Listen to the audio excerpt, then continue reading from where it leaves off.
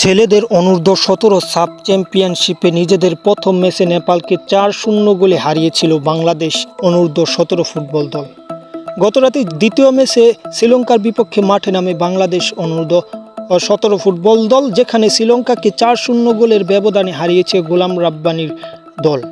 টানা ২ ম্যাচ জিতে ৬ পয়েন্ট নিয়ে ৩ দলের এ গ্রুপে প্রথম হয়ে সেমিফাইনালে উঠেছে বাংলাদেশ অনূর্ধ্ব-17 ফুটবল দল।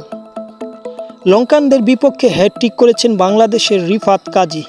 অন্য গোলটি আসে মোহাম্মদ আরিফের পা থেকে এবং ৭ দলের প্রতিযোগিতায় বি গ্রুপ থেকে এর মধ্যে সেমিফাইনাল নিশ্চিত করেছে ভারত ও পাকিস্তান।